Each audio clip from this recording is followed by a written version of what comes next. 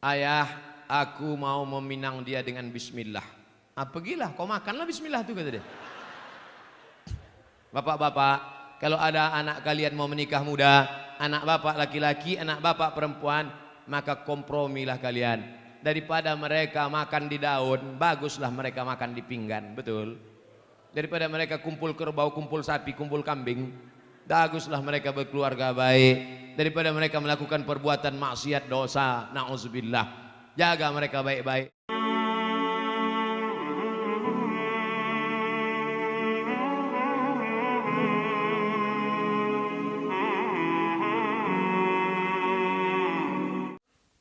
Saya seorang mu'alaf, suami menyuruh saya mengaji dan memanggil guru ngaji. Tapi suami tak pernah sholat. Bagaimana supaya suami saya mau sholat? Kasihan kali ibu ini. Ditinggalkannya umaknya, ditinggalkannya ayahnya, ditinggalkannya agamanya untuk mengikut kau wahai laki-laki. Tiba-tiba kau yang diikut pula mayat berdiri. Kan kasihan kita itu. Oleh sebab itu kupesankan kepada kalian wahai laki-laki, kalau kalian sampai merubah akidah anak orang sudah bagus, tapi kalian mesti menjadi imam. Mungkin belum pandai belajar, belajar mengaji. Datangi guru mengaji. Ustaz, saya malu nih Ustaz, istri saya mu'alaf, saya mau belajar ngaji Ustaz, tapi saya belum paham. Bisa Ustaz ajari saya 4 mata, jangan tahu orang yang lain, malu saya. Kata Ustaz, jangan kan 4 mata, 3 pun bisa baca. Utlubil ilma minal mahdi ilal lahdi. Tuntutlah ilmu dari buayan hingga ke liang lahat. Ya ayyuhalladzina amanu, hai para suami, laki-laki, qu anfusakum, jaga dirimu, wa ahlikum, istrimu, anakmu, naro, dari api neraka.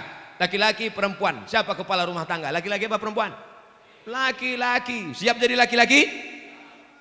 Banyak yang tak siap laki-laki ini. Banyak sekarang laki-laki tak siap jadi laki-laki.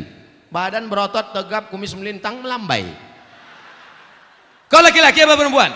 Eka sebenarnya perempuan, terjebak di tubuh laki-laki. Gimana alamat kau? Jalan Nibung.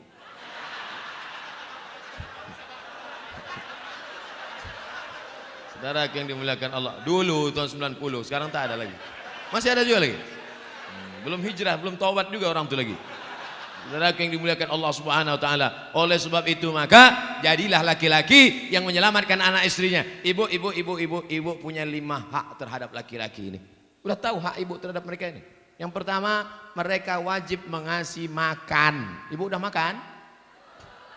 Belum. Datang jam 9, booking tempat. Sekarang sudah jam 3 kurang 15. Cuma mau makan. 2, pakaian. Alhamdulillah pakaian sudah dari ujung ke ujung pakaian. Tapi tadi ku tengok banyak juga yang pakai pakaian belum selesai dijahit. 3, tempat tinggal. Tempat tinggal harus yang layak. Tapi jangan kalian paksakan suami untuk, abang, tetangga kita rumahnya udah 2 tingkat, aku mau 3. Banyaklah laki-laki tak tahan jantungnya menghadapi bini macam ini. Apa dek? Kau minta gelang? Kau minta rumah? Mati.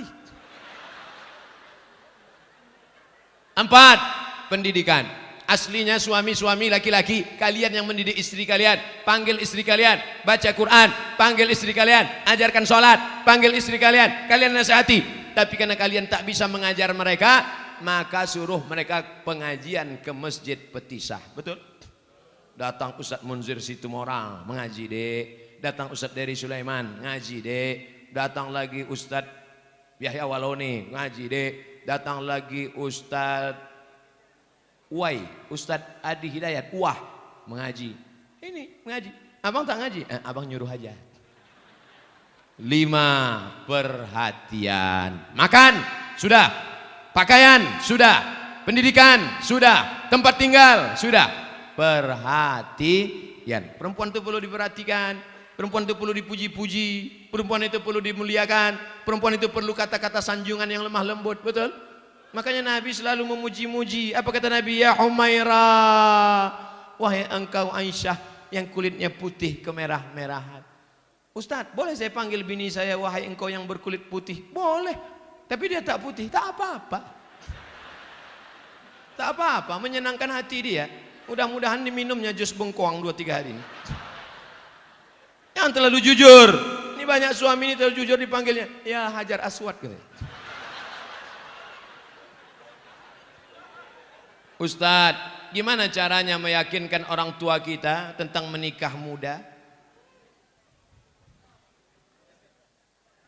Ayah, aku mau meminang dia dengan bismillah.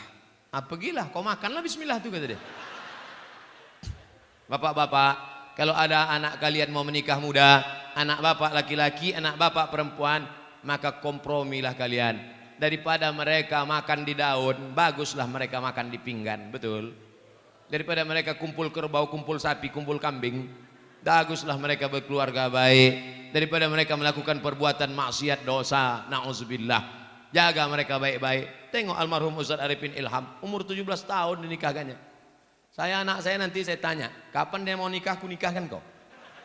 Kapan kau mau nikah? Mana perempuannya? Mana? Tunjukkan biar ku pinangkan. Anak Ustaz masih kecil lagi. Kenapa begitu? Karena saya nikah lama. Kok tahu saya nikah itu bagus cepat-cepat? Pagi bersunat, siang nikah langsung.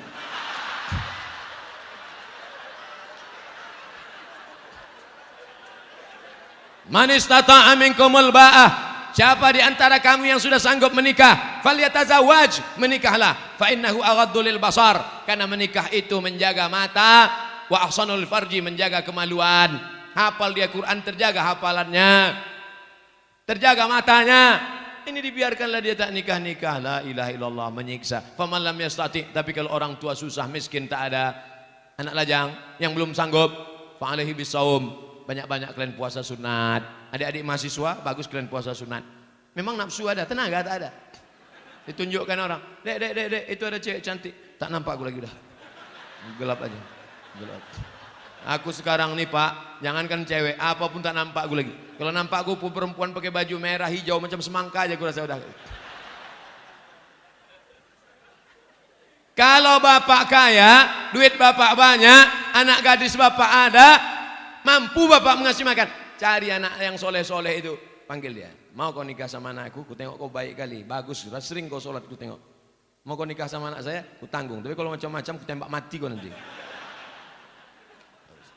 Daripada mereka diambil perampok.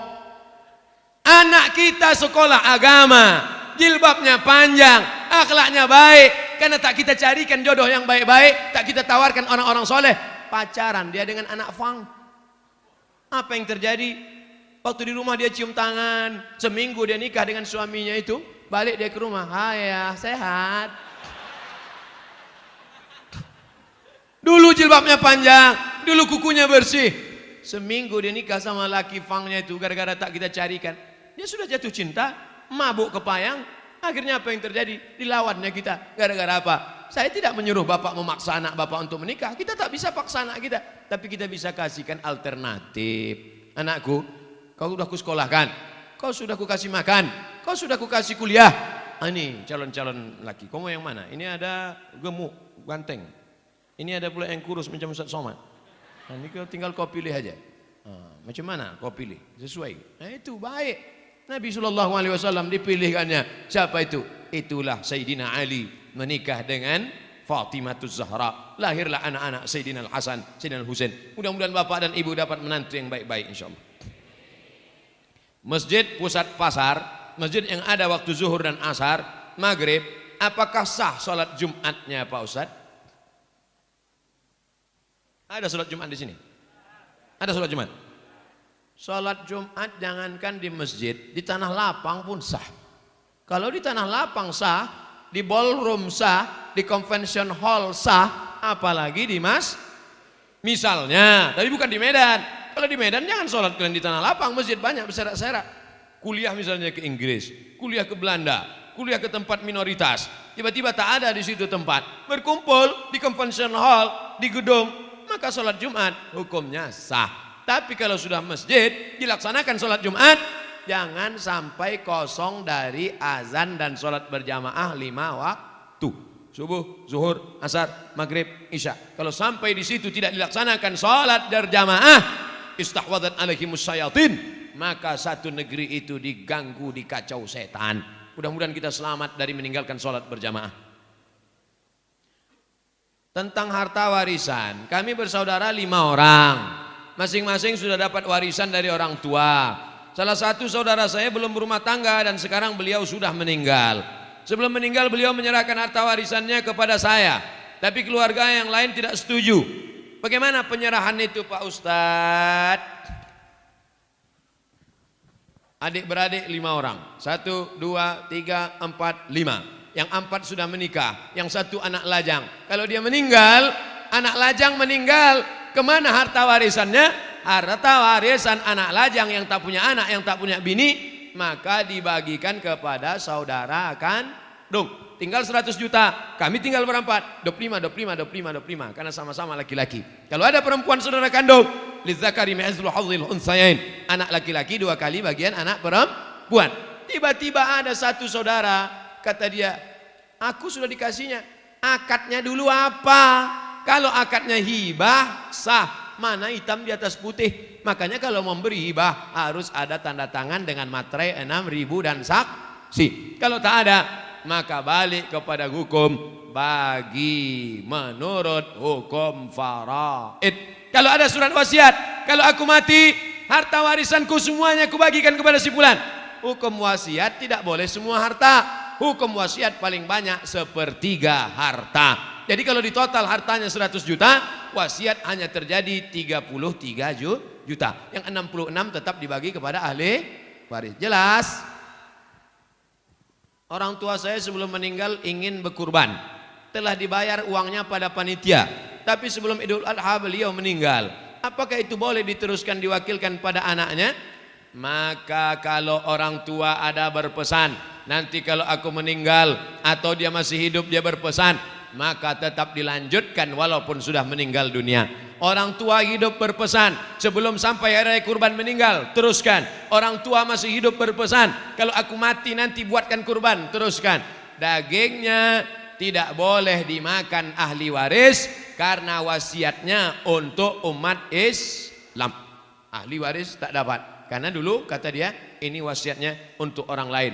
Tapi menurut mazhab Hambali, Imam Ahmad bin Hanbal, ahli waris boleh memakannya karena ahli waris juga bagian dari umat Islam. Jadi kalau ada bapak ibu yang kemarin orang tuanya meninggal dunia, lalu diwasiatkan potong kambing, lalu kemudian dia ikut mendapatkan daging kuponnya, jangan merasa bersalah. Kalau ada ustadz mengatakan tak boleh ahli waris memakannya, berarti bukan dari mazhab Hambali, mazhab yang lain. Kita mengamalkan selama tidak keluar dari Hanafi, Maliki, Syafi'i, Hambali, selama ahlu sunnah wal jamaah, maka tetap kita boleh amalkan. Jelas? Bagaimana memperoleh ridho suami yang suka menggunakan berbagai macam kartu kredit? Ini bertanya apa curhat? Saya harus tidak memasak, padahal bahan-bahan yang dibeli dari kartu kredit. Suami tersebut susah mengendalikan pandangan mata. Akhirnya pernah terjadi perselingkuhan. Semua perilakunya sudah dinasihati, tapi dia masih melakukan di belakang saya. Mohon doa dan solusinya Pak Ustadz. Ibu, kalau ibu sudah pengajian, jangan ibu menceramahi suami ibu. Jangan pulang dari sini, pulang ke rumah, abang sini sebentar, ada yang mau kusampaikan. Assalamualaikum warahmatullahi wabarakatuh. Bukan begitu. Dalam Islam ada perwalian. Ibu punya wali 6 orang. Wali ibu ada 6. Pertama ayah, yang kedua atuk, yang ketiga abang, yang keempat adik laki-laki, yang kelima abang ayah, yang keenam adik ayah laki-laki. Melaporlah ke 6 wali. Wali bukan cuman hanya wali saat nikah saja. Saat suami terjadi sesuatu, maka wali memanggil suami. Kreditor, sini kau sebentar. Cutman, sini. Cutman dia, lelaki kartu. Saking banyaknya kartu kreditnya. Sini bentar. Aku dapat laporan kabarnya kau asik main kartu kredit saja. Banyak utang piutang keliling pinggang. Sudah begitu kau selingkuh pula. Ini keponakan kami ini bukan dapat kau di tong sampah. Dulu kau pinang baik-baik. Oleh sebab itu maka suami mesti dikasih SP1, surat peringatan pertama. Jangan lupa wali yang berbicara, kita semua saling mendoakan. Di akhir majelis nanti kita doakan mudah-mudahan lembut hatinya insyaallah. Amin. Mana yang lebih dipilih, istri atau emak? Karena saudara saya tidak pernah mau mengakurkan terhadap ibu. Sakit hati istrinya sudah hampir kepada ibu saya. Gimana nih Pak Ustadz? Apa kata perempuan yang solehah? Aku milik suamiku, suamiku milik ibunya. Tidak ada sorga kecuali di tapak kaki ibu. Oleh sebab itu jangan lawan ibu. Makanya kalian yang lajang-lajang sebelum menikah, berani kalian berkata kepada dia, Adinda, aku mau nikah sama kau. You want to be a second woman, tapi kau akan menjadi perempuan yang kedua. What? Jadi kalau begitu aku istri yang kedua. Istriku satu kau, tapi perempuan yang kedua adalah, yang pertama adalah ibuku. Bangga kita melihat preman tegap berotot bertatu, tapi tatunya tertulis di sini, I love Amakden. Nah, enggak kita berbakti dia pada ibunya. Ibu tak bisa dilawan. Ibu tidak bisa dilawan. Jurus menghadapi ibu 3. Diam, diam, diam. Apapun kata dia diam. Jangan kau lawan, karena umurnya tak lama. Malaikat maut sudah dekat. Jangan sampai ketika dia mati, disitulah kau baru menangis mencakar dinding. Oh ma. Pandai-pandai. Tanya kepada alim ulama, tokoh masyarakat. Pandai kepada tanya. Ini banyak nih hadir di antara kita bapak-bapak yang sudah lama berumah tangga, yang jam terbangnya, mereka ini pilot-pilot Sukhoi, yang jam terbangnya sudah 5.000 jam ke atas. Bagaimana mereka pandai antara ibu orang tua, antara keluarga, pandai mendamaikan. Mudah-mudahan kita termasuk orang yang diberikan kebaikan dunia dan akhirat. Amin. Asuransi komersial, halal atau riba Pak Ustadz? Bukan asuransi Islam, asuransi komersial, konvensional. Halal apa haram? Kelompok yang satu mengatakan asuransi halal, karena di dalamnya ada ta'awun, tolong tolong. Wa ta'awanu 'alal birri wat taqwa. Tolong menolonglah kamu dalam kebaikan. Wa la ta'awanu 'alal ismi wal 'udwan. Jangan tolong menolong dalam keburukan. Peserta asuransi 100 orang. Bapak store 10 juta, 10 juta, 10 juta, 10 juta, 10 juta, 10 juta. Maka kalau store semuanya 10 juta kali 100 orang berarti berapa itu? 1 M. Betul. Terjadi musibah, maka seolah-olah saat itu ini sedang tolong menolong. Itulah ilat sebab hukum kalau ada ustadz yang mengatakan itu sebenarnya ada unsur tolong menolong. Jadi boleh, kata fatwa yang pertama. Tapi kata fatwa yang kedua, asuransi haram. Di mana tak haramnya? Karena di situ ada gharar, gambling, judi, ketidakpastian. 10.000, 10.000, 10.000, 10.000, 10.000. Tak tahu entah siapa yang dapat. Tiba-tiba na'udzubillah mobil dia yang ditabrak tiang listrik. Pup, dapat. Enak aja dia. Aku udah 3 tahun tak ada nabrak-nabrak. Apalah dia ditabrakkannya pula. Dapat. Jadi kalau ada yang mengatakan asuransi itu halal, karena dilihat dari unsur ta'awun, tolong menolong. Kalau ada yang mengatakan asuransi itu haram, karena dilihat dari unsur gharar, gambling, judi, karena ketidakpastian. 2 hukum tentang asuransi. Ustadz pilih yang mana? Sampai sekarang saya tidak pakai asuransi mobil. Sampai sekarang. Tak pernah Ustadz kecelakaan. Bolak-balik. Kadang menabrak orang, kadang ditabrak orang.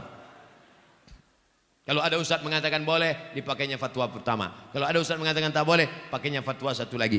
Dua-duanya bisa dipakai. Bukan kata Abdul Somad, kata Syekh Ali Jum'ah, mufti Mesir, dalam kitab Fatawa Al-Azhar. Fatwa-fatwa Al-Azhar. Nama saya XXX. Saya tidak ingin bertanya, hanya saya mau bilang baru-baru ini saya mimpi berjumpa ustadz. Dalam mimpi saya memanggil ustadz dan ingin bersalaman, tapi tak bisa saking ramainya orang. Dipetisah lah itu. Kemudian saya terbangun dan saya menangis, ingin tangan saya dan tangan ustadz bersentuhan. Apa yang sering? Laki-laki, bukan perempuan. Laki-laki. Alhamdulillah, alhamdulillah. Saya ucapkan puji sama Allah. Sekarang dari mulai saya pulang dari Maroko 2008 sampai 2019, 11 tahun saya jadi ustadz. Yang selalu mencari-cari saya itu, kemarin ada Ustadz Somad bisa datang ke rumah saya. Kenapa? Mertua saya sedang demam, memigau-ngigau manggil Ustadz Somad, Ustadz Somad. Tak lama sudah itu datang pula orang ke kampus, Ustadz Somad, ini ada anak kecil umur 5 tahun sakit, memanggil-manggil Ustadz. Bawa besok ke kampus. Datang saya peluk, saya sapu kepalanya. Alhamdulillah sampai sekarang yang menangis-nangis ini 2 aja, nenek-nenek, anak-anak. Anak gadis belum ada lagi. Apa yang sering kau tengok, apa yang sering kau dengar, apa yang sering kau tonton, apa yang sering kau pikirkan, apa yang sering kau renungkan, itulah yang akan kau bawa waktu nanti tidur dan sakaratul maut. Biasanya jamaah-jamaah yang selalu mimpi itu, mimpi sama Habib, mimpi sama Nabi, maka dia selalu sebelum tidur itu dia ingat-ingat, dia pikir-pikir, berjumpa. Waktu saya 2 tahun yang lalu ceramah di Jakarta, datanglah seorang jamaah, Ustadz Somad, saya melihat Ustadz dikelilingi oleh Habib-Habib, keturunan-keturunan Nabi. Apa arti mimpi saya itu Ustadz? Mimpi antum itu berarti dakwah saya ini benar mengikut sunnah Nabi Muhammad SAW. Karena saya dikelilingi oleh para habaib. Seminggu setelah itu, tanpa direncanakan, disitulah saya berjumpa dengan Habib Umar bin Hafiz. Allah Ta'ala mempertemukan. Ternyata Ustadz tak melihat dalam mimpi, tapi jamaah melihat. Hati jamaah jauh lebih bersih dari suci daripada Ustadz Abdul Somad. Antena dia bersih. Antena Abdul Somad masih kotor lagi. Kadang masih marah menengok buli-buli caci maki. Jamaah tak ada marah-marah. Orang bukan dia yang diajak. Mohon kiranya doakan saya agar penyakit yang saya derita ini cepat sembuh. Di akhir majelis nanti kita doakan mudah-mudahan yang belum jumpa jodoh dijumpakan Allah. Yang belum punya anak dikasih anak-anak soleh-solehah. Yang sakit disembuhkan Allah. Nanti di akhir majelis kita sama berdoa-doa sama-sama supaya Allah berikan kabulkan yang terbaik insyaallah. Amin. Ustadz, kita mengimani bahwa malaikat wajib diketahui ada 10. Sementara malaikat Jibril tugasnya menyampaikan wahyu kepada Nabi. Sedangkan baginda Rasulullah sudah wafat. Jadi sekarang apalah kerja Jibril itu Pak Ustadz?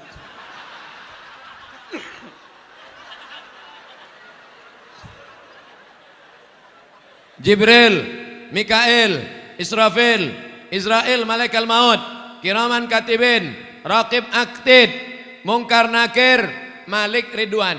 Itu pelajaran anak TK. Sekarang saya sebutkan, innalillahi malaikatan, Allah punya malaikat. Malaikat itu kerjanya yatufuna alal ar, malaikat berkeliling di atas muka bumi. Kalau malaikat menengok ada majelis zikir, dipanggilnya malaikat-malaikat yang lain. Halumu ila hajatikum, mari kemari. Ada tak malaikat yang saya sebutkan mencari majelis zikir ini dalam yang 10 tadi? Tak ada. Jangan batasi malaikat hanya cuma 10. Yang 10 itu untuk memudahkan anak TK belajar, anak sekolah. Malaikat tak berbatas. Contoh kedua. Inna ahadakum yujma'u khalquhu fi batni ummihi 40 yawman nutfah. Kamu diciptakan dalam perut ibumu 40 hari dalam bentuk air, sperma. 40 hari dalam bentuk darah, 40 hari dalam bentuk daging. Tsumma yursalul malaku. Kemudian datang malaikat membawa rohmu dari alam arwah masuk ke dalam alam rahim. Ada disebutkan nama malaikat yang membawa roh itu? Tak ada. Maka malaikat itu jumlahnya banyak. Apa tugas pokok malaikat itu? Tengok dalam surat Al-Baqarah. Wa nahnu nusabbihu bihamdika wa nuqaddisu lak. Tugas malaikat pokok, tupoksi. Tugas pokok fungsi malaikat adalah bertasbih. Ada malaikat yang sejak diciptakan sampai hari ini bertasbih tak bangkit-bangkit. Subhanallah walhamdulillah wa la ilaha illallah wallahu akbar. Ada malaikat 70.000 malaikat masuk setiap hari dikeliling mengelilingi Ka'bah di bawah, di atas itu namanya wal baitil ma'mur, rumah yang dimakmurkan. Jibril malaikat berkeliling bertasbih subhanallah walhamdulillah wa la ilaha illallah wallahu akbar subhanallah. Malaikat berkeliling di atas. Adam alaihissalam rindu ingin menengok Baitul Ma'mur.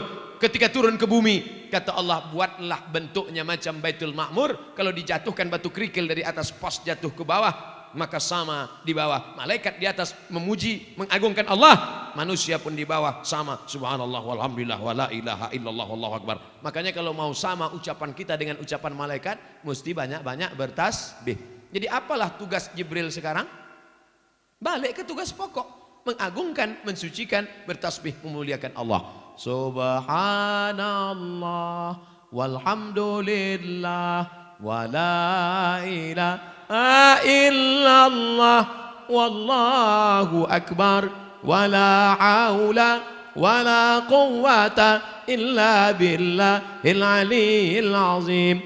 Bapak Ibu sambil jaga toko pagi, belum ada orang berlewat, belum ada orang jualan, belum ada orang membeli, buka tasbih subhanallah walhamdulillah wala ilaha. Tapi kalau ada orang nawar dijawab, yang belum tak dijawab. Pak, ini berapa harga pokoknya? Subhanallah walhamdulillah wala ilaha illallah.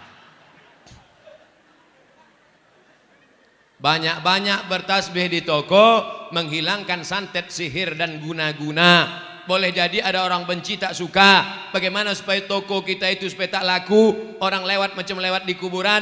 Kata dukun, ambil air orang mati, nanti siramkan. Akhirnya orang lewat di toko kita, yang ditengoknya bukan pakaian, malah dibacanya doa ziarah kubur. Assalamualaikum ya ahlal kubur. Bagaimana caranya supaya toko ini mati? Kau ambillah tulang pukang. Sebagaimana pukang itu malu menengok orang, begitu pula lah yang punya toko itu malu menengok pembeli, akhirnya tutup mata saja. Maka guna-guna ini pagi, sebelum pagi awal masuk membuka, baca Fatihah sekali, Qul huwallah 3 kali, Qul bil falaq sekali, Qul bin nas sekali, ayat kursi sekali. Habis itu barulah isi dengan tasbih. Ingat, Fatihah sekali, Qul huwallah 3 kali, Qul bil falaq sekali, Qul bin nas sekali, Fatihah sekali, Qul huwallah 3 kali, Qul bil falaq sekali, Qul bin nas sekali, ayat kursi sekali. Pagi-pagi pas pertama masuk. Mudah-mudahan Allah Ta'ala jauhkan dari santet, dari sihir, dari guna-guna dan lain sebagainya. Karena sampai hari ini masih banyak pengikut www.hantu.com.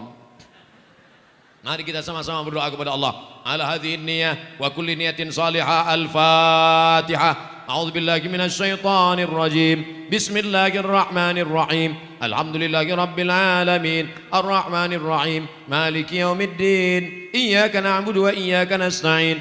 Ihdinas siratal mustaqim. Siratal ladzina an'amta 'alaihim ghairil maghdubi 'alaihim waladdallin. Amin. Allahumma shalli ala sayyidina Muhammad wa ala ali sayyidina Muhammad. Allahumma barik lana fi arzaqina. Berikan berkah pada rezeki yang kau titipkan pada kami, supaya kami bisa berwakaf, berinfak dan bersedekah ya Allah. Allahumma barik lana fi amwalina. Berikan berkah pada harta yang kau amanahkan pada kami, sehingga harta itu menjadi ibadah, bukan menjadi khianat bagi kami ya Allah.